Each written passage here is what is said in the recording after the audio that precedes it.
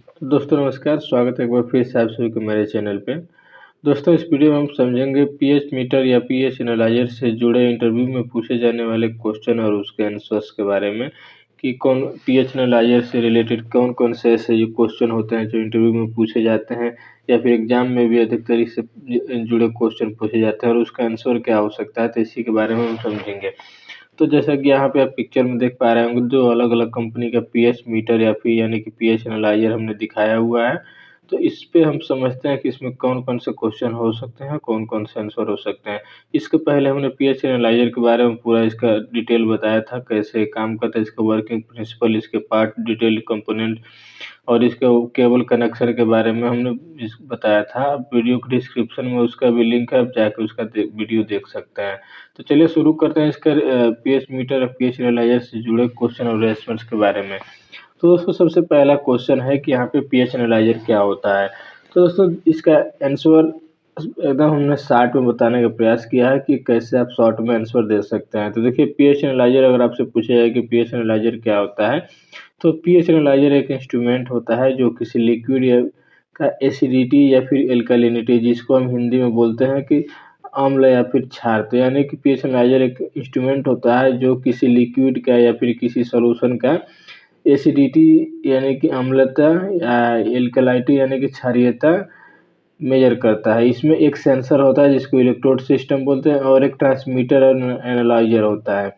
तो ये होता है पीएच एनालाइजर। इसका काम होता है किसी सॉल्यूशन यानी कि किसी लिक्विड का एसिडिटी या फिर अल्कलिनिटी का पता लगाता है और वो कैसे करता है कि हाइड्रोजन आयन कंसंट्रेशन का मेजर करता है। किसी भी सॉल्यूशन के जो हाइड्रोजन आयन का कंसंट्रेशन होता है उसी को मेजर करता है, जिससे उसकी अल्कलिनिटी या फिर एसिडिटी का पता लग जाता है।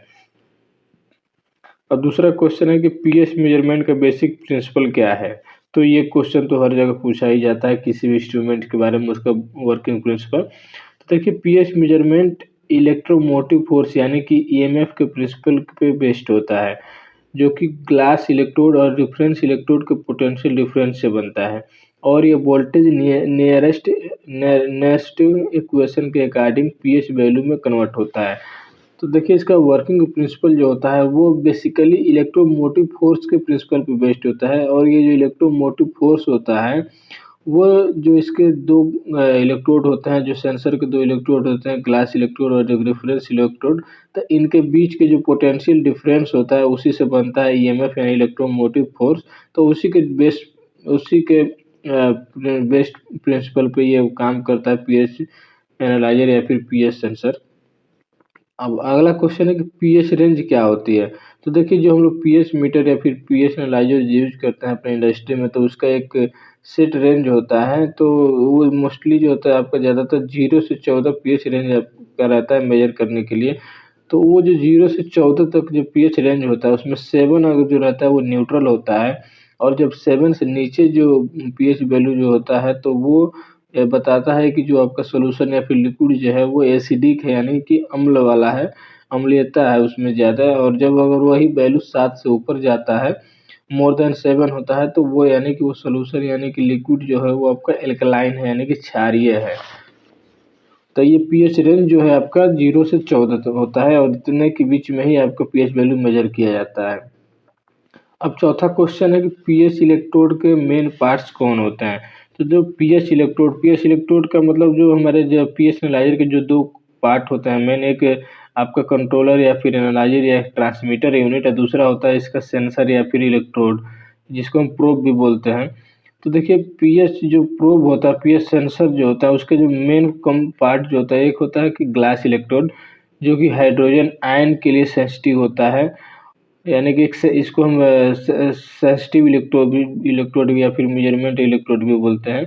दूसरा होता है रिफरेंस इलेक्ट्रोड जो कि स्टेबल पोटेंशियल देता है और एक तीसरा होता है टेम्परेचर सेंसर यानी कि आरटीडी या थर्मिस्टर जो कि टेम्परेचर कंपनसेशन के लिए यूज होता है। तो ये एक जो सेंसिंग प्रोब जो होता है पीएच एनालाइजर का उसके अंदर ये एक ग्लास इलेक्ट्रोड होता है, एक रेफरेंस इलेक्ट्रोड होता है और तीसरा चीज़ होता है टेम्परेचर सेंसर ये जिसमें आरटीडी या थर्मिस्टर कोई भी हो सकता है।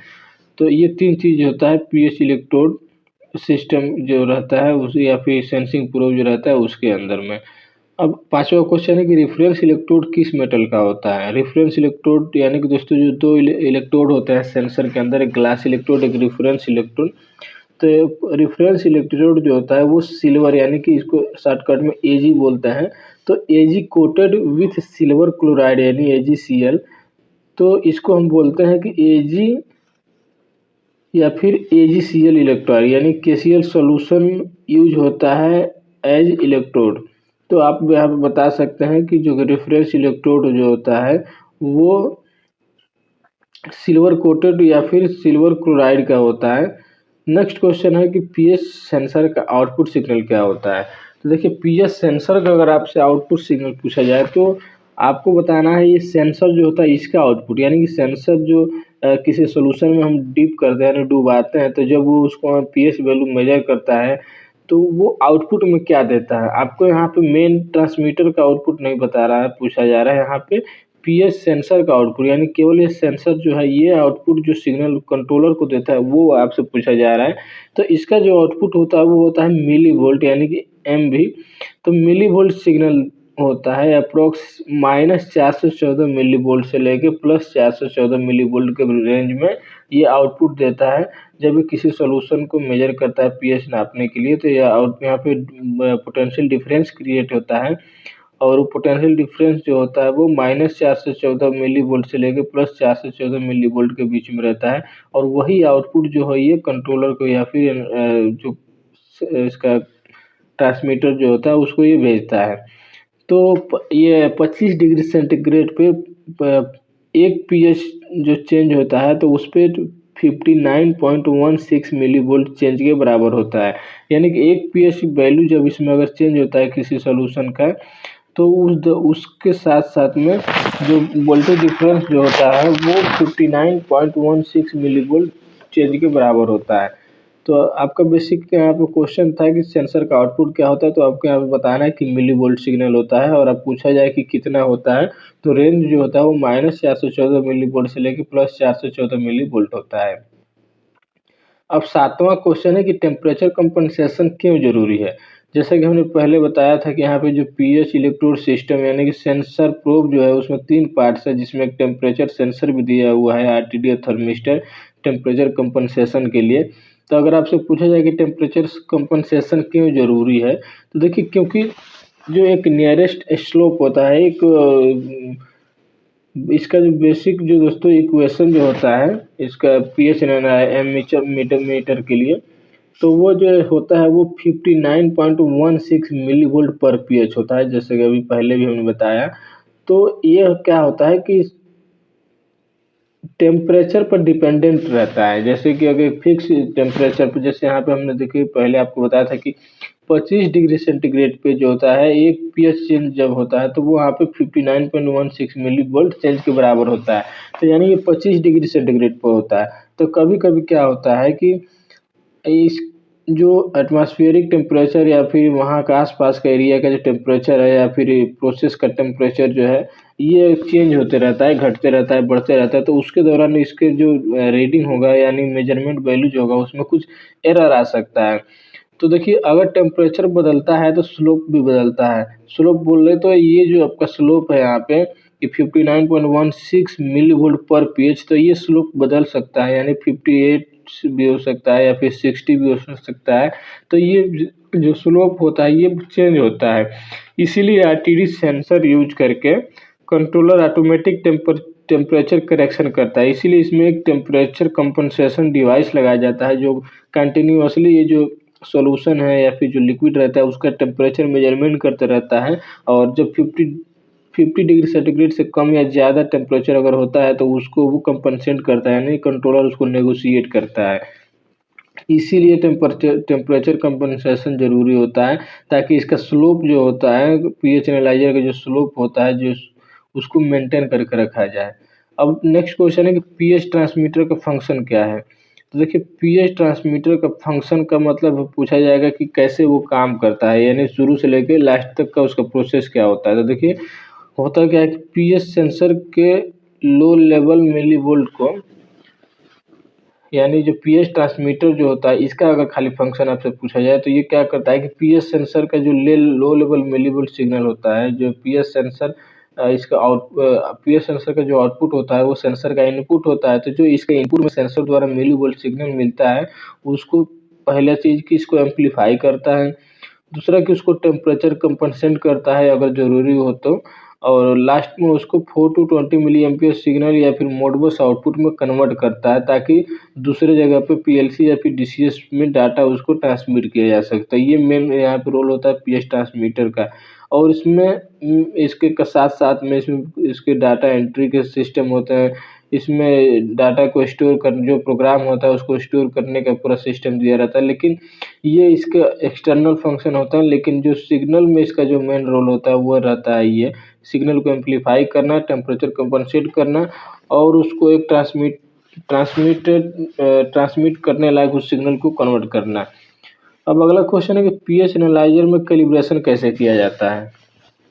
तो आपसे अगर एक क्वेश्चन किया जाए कैलिब्रेशन कैसे किया जाता है, तो आपको पूरा कैलिब्रेशन प्रोसेस नहीं यहाँ पे बताया है, वो उसको पूछने का मतलब है कि कैसे किया जाता है। तो देखिए यूजुअली 2 पॉइंट कैलिब्रेशन होता है, जो पीएच एनालाइजर जो होता है उसका कैलिब्रेशन होता है जो वो 2 पॉइंट कैलिब्रेशन होता है। एक होता है पीएच 4.0 बफर सॉल्यूशन और एक होता है पीएच 7 बफर सॉल्यूशन। तो और कभी-कभार क्या होता है कि 3 पॉइंट कैलिब्रेशन भी होता है, जैसे कि 4, 7, 9 या फिर 10 में से कोई एक। ये इंडस्ट्रियल एक्यूरेसी के लिए देखिए होता क्या है कि जब इसका हमको कैलिब्रेशन करना रहता है, पीएच एनालाइजर का जब कैलिब्रेशन करते हैं, तो कैलिब्रेशन में हम चेक करते हैं कि हमारा जो सेंसर है वो प्रॉपर्ली काम कर रहा है कि नहीं कर रहा है। तो इसके लिए क्या करते हैं कि एक स्टैंडर्ड बफर सॉल्यूशन आता है। बफर सॉल्यूशन का मतलब होता है कि एक सॉल्यूशन होता है जिसका जो पीएच वैल्यू जो होता है वो फिक्स्ड रहता है, उसी को हम बोलते हैं बफर सॉल्यूशन। तो वो अलग-अलग वैल्यू के होते हैं, जैसे कि पीएच 4 का बफर सॉल्यूशन रहता है, पीएच 7 का बफर सॉल्यूशन होता है, पीएच 9 का बफर सॉल्यूशन होता है या फिर पीएच 10 का बफर सॉल्यूशन होता है। इस तरीके से बफर सॉल्यूशन आता है। वो हर अलग-अलग कंपनी का होता है, जैसे कि आपका अगर रोजमाउंट का है, अगर एनालाइजर है तो रोजमाउंट का आपका बफर सॉल्यूशन भी आता है।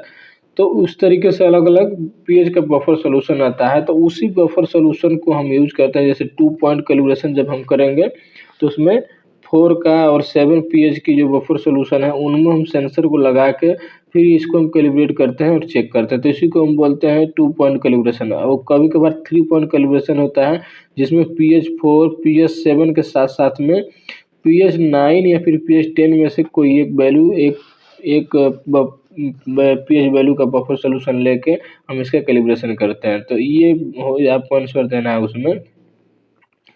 अब अगला क्वेश्चन है 10वां कि कॉम्बिनेशन इलेक्ट्रोड क्या होता है। तो कभी-कभार क्या होता है कि पीएच एनालाइजर, पीएच सेंसर में कॉम्बिनेशन इलेक्ट्रोड भी यूज किया जाता है। तो वो होता क्या है कि एक सिंगल बॉडी में ग्लास इलेक्ट्रोड और रेफरेंस इलेक्ट्रोड दोनों होते हैं। मेंटेनेंस और इंस्टॉलेशन दोनों आसान होते हैं। तो इस जो जो दोनों इलेक्ट्रोड होता है, ग्लास इलेक्ट्रोड और रेफरेंस इलेक्ट्रोड, तो ये जो दोनों इलेक्ट्रोड होता है वो एक सिंगल बॉडी में होता है।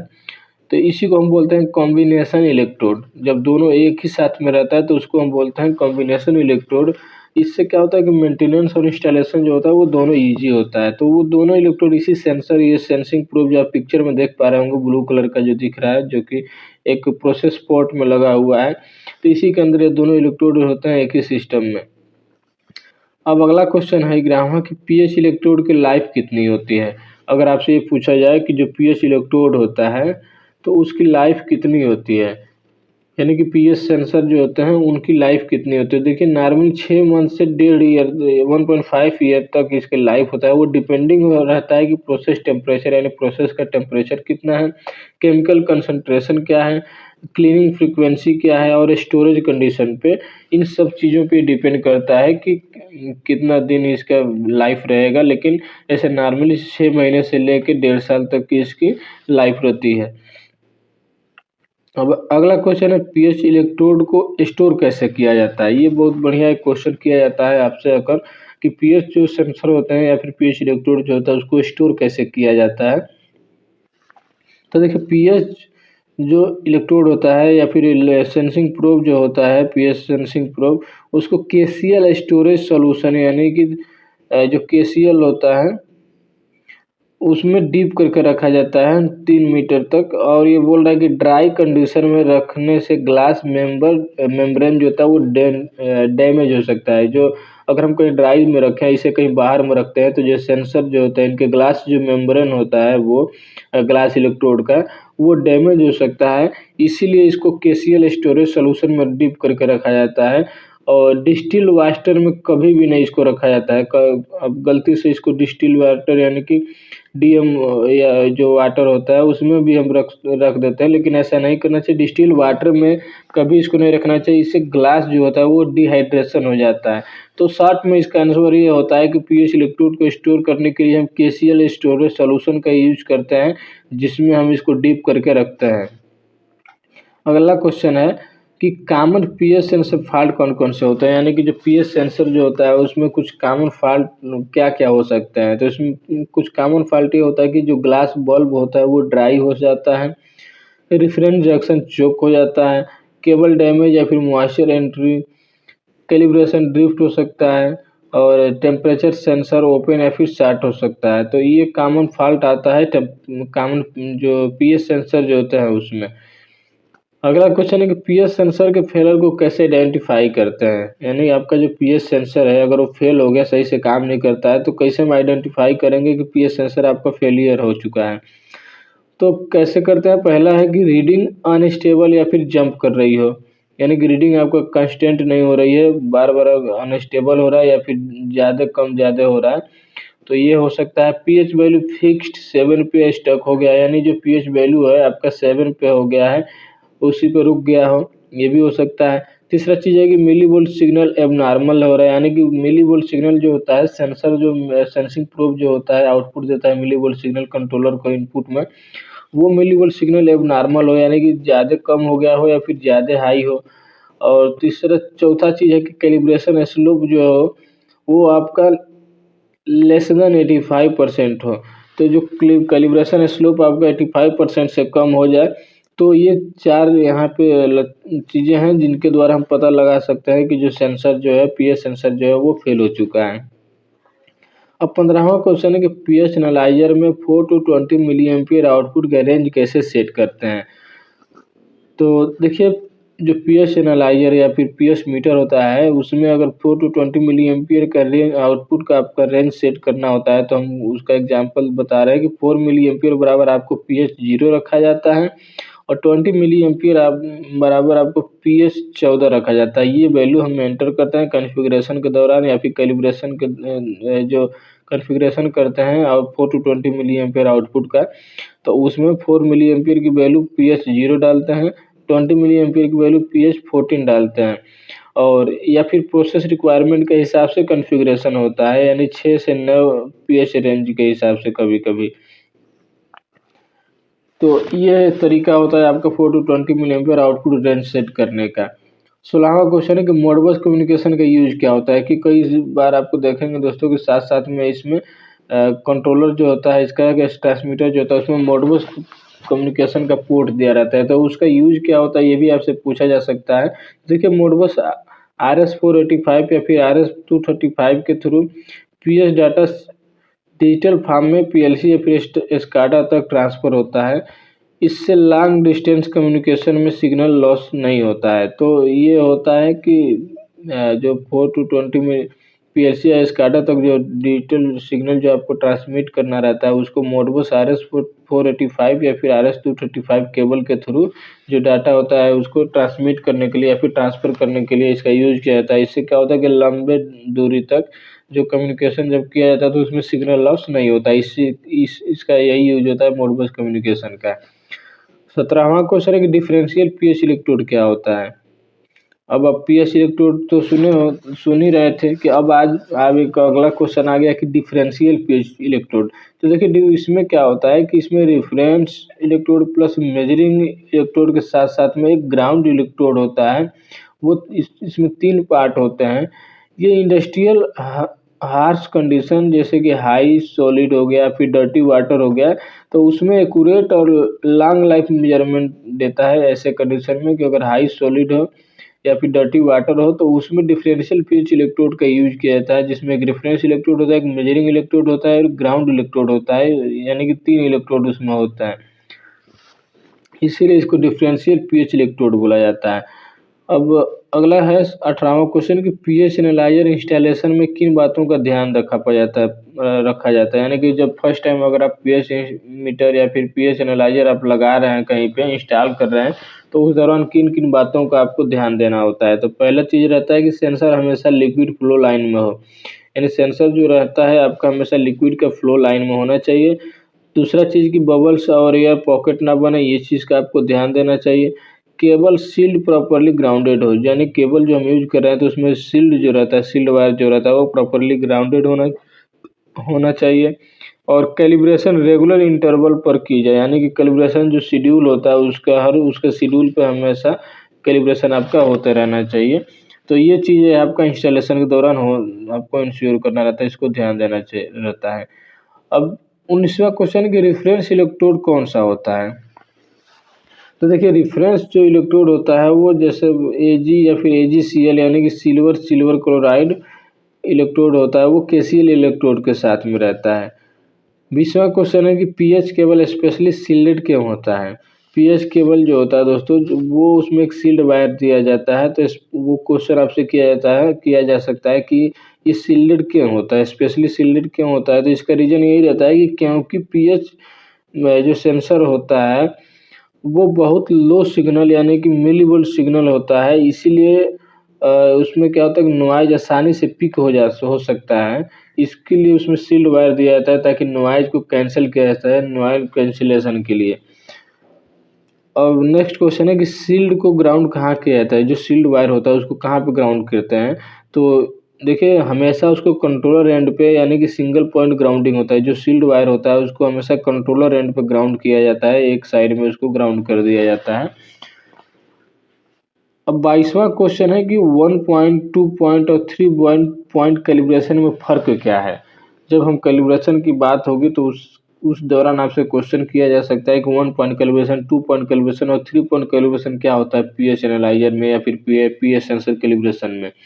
तो देखिए 1 पॉइंट कैलिब्रेशन का मतलब होता है कि सिर्फ पीएच 7 यानी ऑफसेट करेक्शन किया जाता है उसमें। तो उसमें क्या होता है कि बस पीएच 7 का एक बफर सॉल्यूशन लेके उसमें कैलिब्रेशन कर दिया जाता है, उसको हम बोलते हैं ऑफसेट करेक्शन। उस दौरान हम एक ऑफसेट करेक्शन करना होता है। और जब 2 पॉइंट कैलिब्रेशन करते हैं तो उसमें पीएच 7 के साथ साथ में पीएच 4 या फिर पीएच 10 में से कोई एक लेके उसका कैलिब्रेशन करते हैं, जो कि सबसे कॉमन कैलिब्रेशन है। सबसे ज़्यादा यही किया जाता है, 2 पॉइंट कैलिब्रेशन ही किया जाता है इंडस्ट्री में जब पीएच मीटर का कैलिब्रेशन करना होता है। तो 2 पॉइंट कैलिब्रेशन में क्या-क्या करते हैं कि हम स्लोप के साथ-साथ में ऑफसेट का करेक्शन करते हैं। स्लोप का करेक्शन करने के लिए और ऑफसेट करेक्शन करने के लिए ही हम 2 पॉइंट कैलिब्रेशन करते हैं। अब 3 पॉइंट कैलिब्रेशन क्या होता है कि 3 पॉइंट कैलिब्रेशन होता है हाई एक्यूरेसी लैब यूज़ के लिए रहता है। तो हाई एक्यूरेसी लैब यूज़ के लिए रहता है, इसीलिए सिर्फ 3 पॉइंट करते हैं। इसमें हम क्या करेंगे, पीएच 4 भी लेंगे, पीएच 7 भी लेते हैं और साथ-साथ में पीएच 9 या फिर पीएच 10 भी उस बफर सॉल्यूशन यूज़ करते हैं कैलिब्रेशन करने के लिए। आगे इसमें क्वेश्चन पूछा जा सकता है आपसे कि स्लोप और ऑफसेट के बारे में, तो चलिए आगे हमने क्वेश्चन मेंशन किया है। अब 23वां क्वेश्चन कि कैलिब्रेशन स्लोप कम आए तो क्या प्रॉब्लम है? कैलिब्रेशन स्लोप अगर कम आ रहा है तो क्या प्रॉब्लम हो सकता है? दैट इज़ जैसे कि लेस देन 50 मिलीवोल्ट पर पीएच आ रहा है तो आपको क्या प्रॉब्लम हो सकता है? तो देखिए सेंसिंग एजिंग होगा, कोटिंग या फिर फॉलिंग होगा, रिफरेंस पॉइजनिंग होगा या फिर ग्लास मेम्ब्रेन वीक होगा। इस दौरान ये कारण हो सकता है, 3-4 कारण, जिसकी वजह से जो कैलिब्रेशन स्लोप होता है एनालाइजर का या तो वो प्रॉब्लम आ सकता है उसकी वजह से ही। 24वां क्वेश्चन है कि कोटिंग कैसे क्लीन करते हैं? तो देखिए कोटिंग क्लीन करने के लिए होता है कि सॉफ्ट डिटर्जेंट का यूज़ किया जाता है या फिर एसिड क्लीनिंग किया जाता है, यानी कि कार्बोनेट से रिमूवल किया जाता है।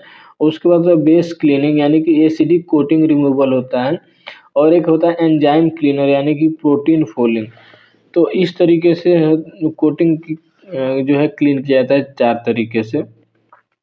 अब क्वेश्चन नंबर 25 यानी 25वां क्वेश्चन है कि पीएच सेंसर को वर्टिकल माउंट क्यों करते हैं। तो ये चीज़ आपको पता होगा कि पीएच सेंसर जो होता है उसको हमेशा वर्टिकल ही माउंट करते हैं। तो इसका रीज़न क्या होता है, इसका रीज़न ये होता है कि ताकि जो पीएच सेंसर के अंदर का जो रेफरेंस जंक्शन जो होता है वो हमेशा इमर्स्ड रहे, यानी कि डूबा रहे सॉल्यूशन के अंदर, और एयर बबल्स ना बने, यानी कि एयर के बुलबुले ना बने। यही वजह होता है जिसकी वजह से पीएच सेंसर को हमेशा वर्टिकली माउंट करते हैं। अब 26वां क्वेश्चन है कि flow through assembly and immersion assembly में क्या फ़र्क होता है। तो देखिए, फ्लो थ्रू असेंबली और इमर्शन असेंबली ये दो असेंबली होता है, यानी कि पोर्ट होता है जिसमें हम जो सेंसिंग प्रोब है उनको हम इंस्टॉल करते हैं।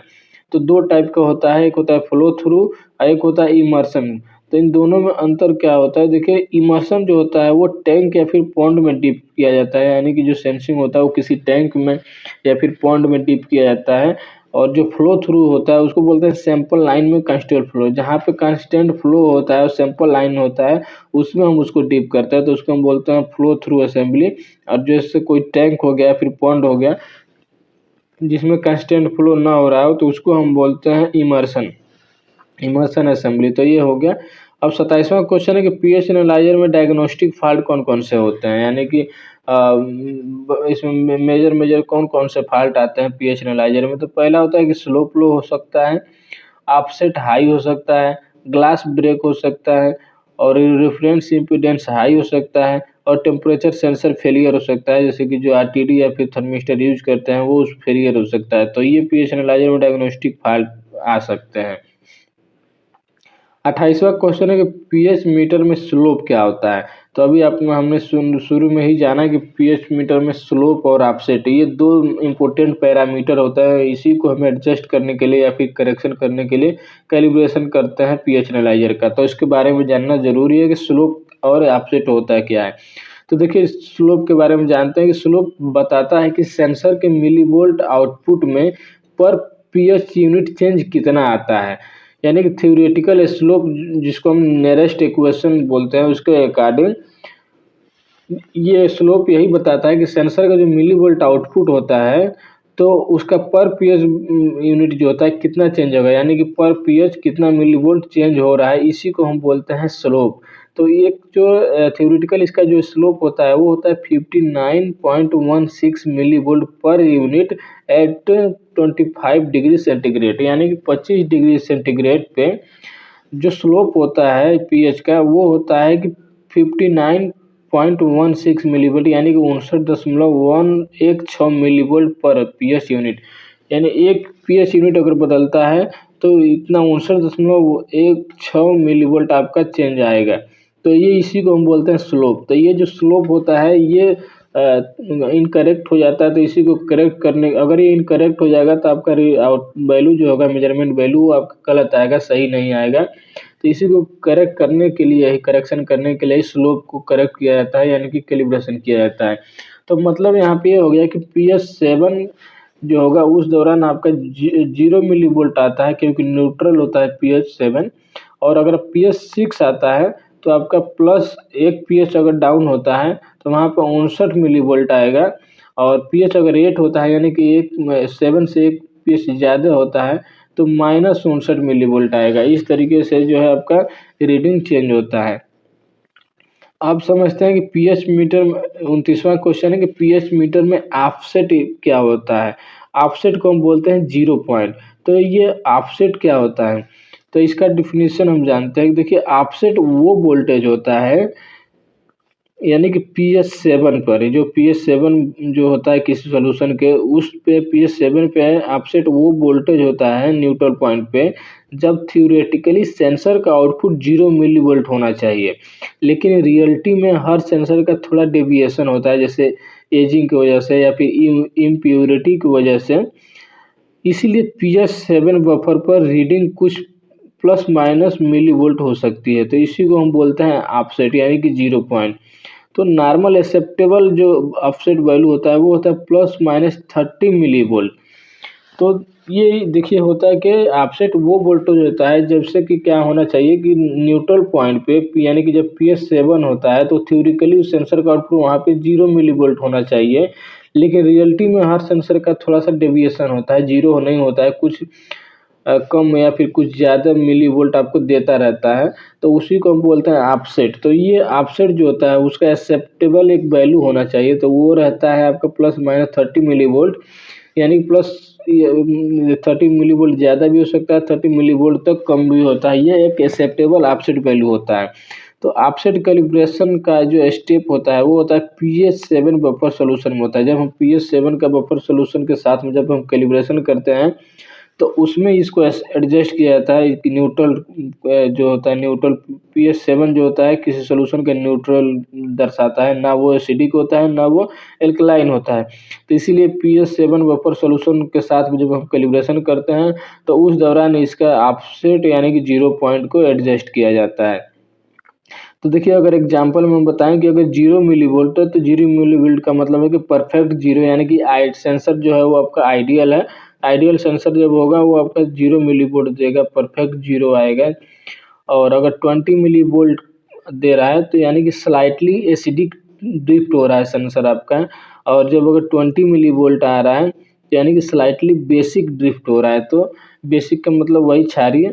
तो इस तरीके से हम कैलिब्रेशन जब करते हैं तो ये पता लगाते हैं कि जो सेंसर जो है उसका ऑफसेट है यानी कि जो 0 पॉइंट है वो क्या है। तो ये प्लस 30 मिली वोल्ट से के अंदर में होना चाहिए, प्लस या फिर माइनस। तो इसी को हम बोलते हैं ऑफसेट वैल्यू या फिर 0 पॉइंट वैल्यू।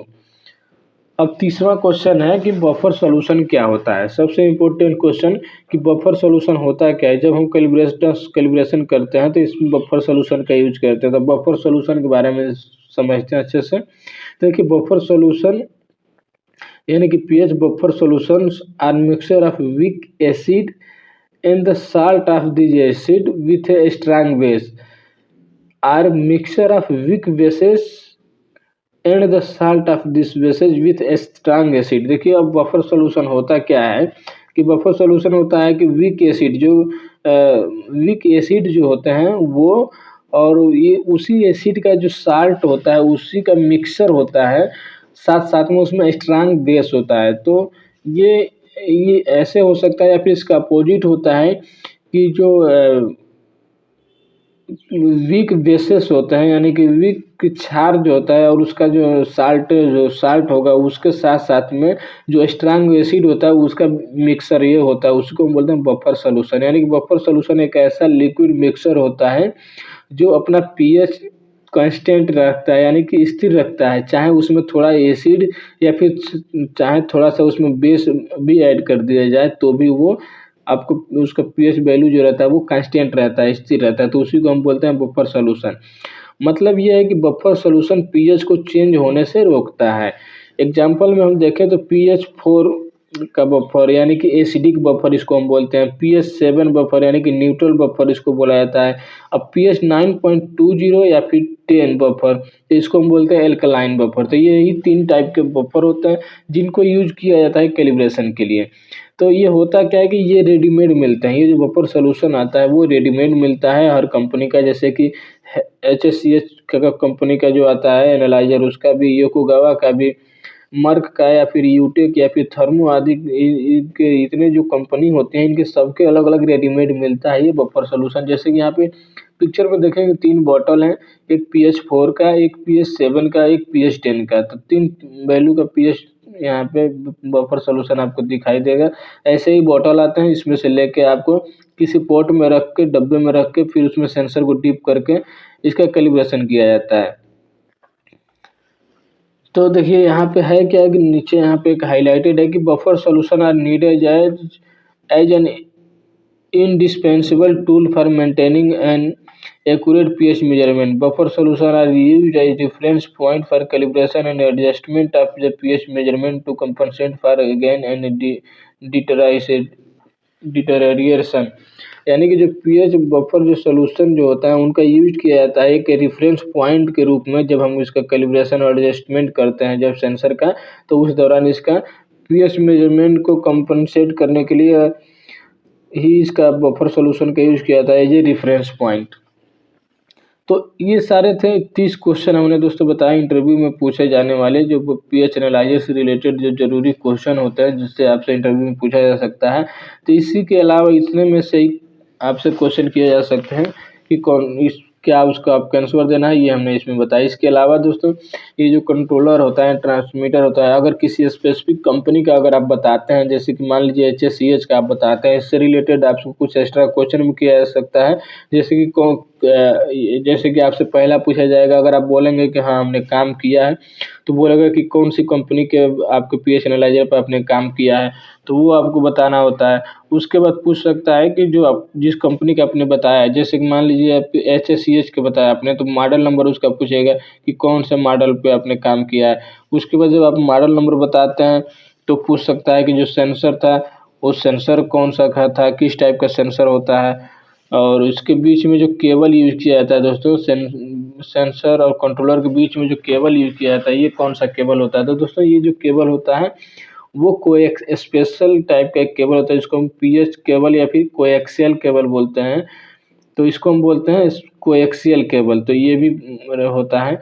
और इसके अलावा पूछा जा सकता है कि इसके अलग-अलग कुछ फंक्शन के बारे में, यानी कि इस कंट्रोलर में और क्या-क्या फंक्शन दिया गया रहता है। तो अगर आपने काम किया होगा एक्चुअली इस पे, तो आपको उस चीज़ आपको ध्यान देना रखा जाता है, इसका मॉडल नंबर, जो आपका कंट्रोलर है या फिर ट्रांसमीटर यूनिट है, उसका मॉडल नंबर, उसका इनपुट वोल्टेज यानी कि पावर अप होने के लिए कितना वोल्टेज उसको दिया जा रहा है, वो आपको पता होना चाहिए। आउटपुट सिग्नल क्या-क्या है, यानी कि और कितने इनपुट वाला है, कितने आउटपुट वाला होता है। कभी-कभार होता क्या है, ये जो कंट्रोलर होते हैं मोस्टली हमेशा 2 इनपुट वाले होते हैं और 2 आउटपुट ही रहेगा। जब 2 इनपुट रहेगा तो आउटपुट भी 2 रहेगा, तो ये चीज़ आपको ध्यान देना चाहिए। अब 2 इनपुट जो रहता है वो इसलिए रहता है कि एक ही जो एनालाइज़र जो आते हैं ये पीएच भी मेज़रमेंट कर सकते हैं, कंडक्टिविटी भी कर सकता है, टर्बिडिटी भी कर सकता है, इसीलिए इसमें 2-2 इनपुट दिया गया रहता है, 2-2 इनपुट का ऑप्शन रहता है।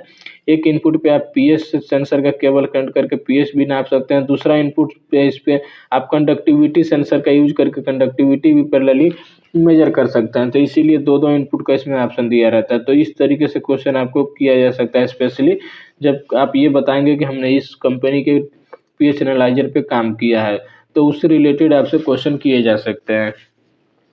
तो दोस्तों अगर वीडियो अच्छा लगा तो वीडियो को लाइक करें, मेरे चैनल पर नए हैं तो चैनल को ज़रूर सब्सक्राइब करें। और आपका इस वीडियो से रिलेटेड अगर आपका पीएच मेजरमेंट से रिलेटेड या फिर किसी भी पीएच सेंसर रिलेटेड अगर आपका कोई क्वेश्चन है, स्पेसिफिक क्वेश्चन है, तो आप हमसे कमेंट करके ज़रूर पूछें।